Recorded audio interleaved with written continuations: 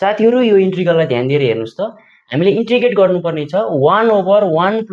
10 to the power 2083 अर्थात हाल वर्ष x from 0 to π/2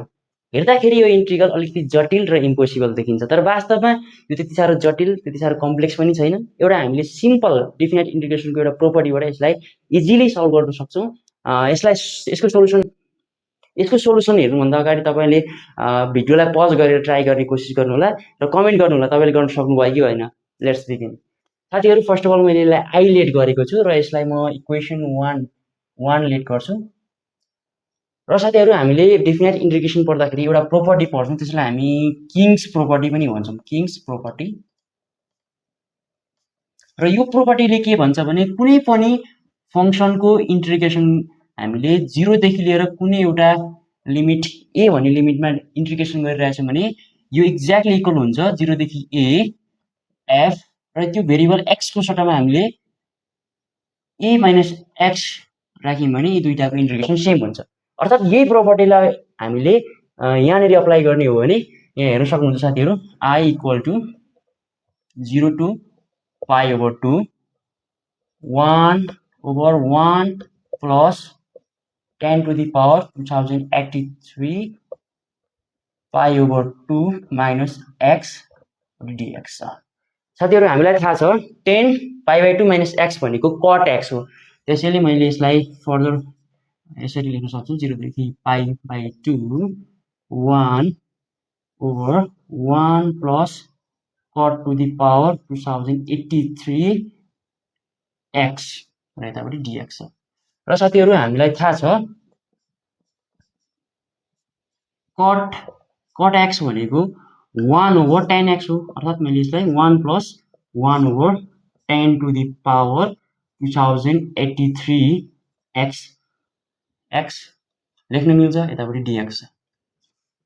र साथीहरु यसलाई मैले फर्दर सल्भ गरे भने यहाँ हेर्न सक्नुहुन्छ साथीहरु यसलाई मैले फर्दर गरे भने यहाँ हेर्न सक्नुहुन्छ I = 0 to π/2 यो 10 एलसीएम लिएर तपाईले यसलाई सल्भ गर्नुभयो भने यसको न्युमरेटरमा 10 to the power 2083x आउँछ ओभर 1 plus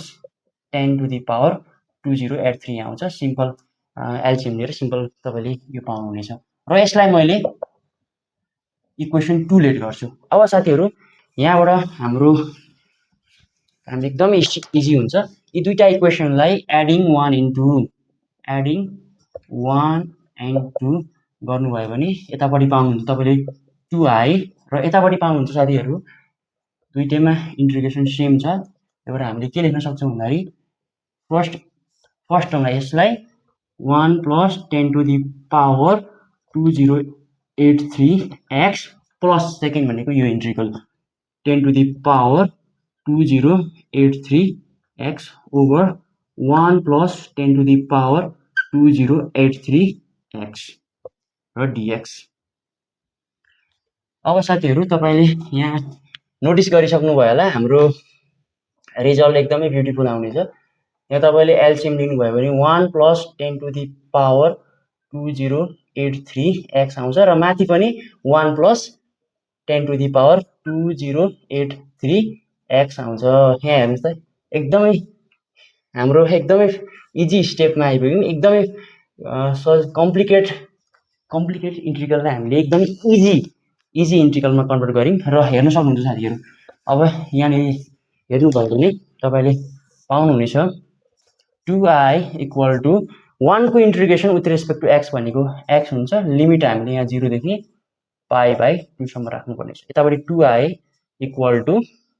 भनेको π/2 हुन्छ र हामीले निकाल्नु पर्ने भनेको i को value that is i = π/4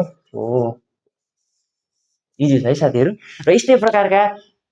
beautiful इक्वेसनहरु अथवा ब्युटीफुल क्वेशनहरुलाई हेर्नको लागि मलाई फलो गर्दै गर्नु होला र मैले युट्युबमा अब फन्डामेन्टल म्याथमेटिक्स फर फिजिक्समा क्याल्कुलस को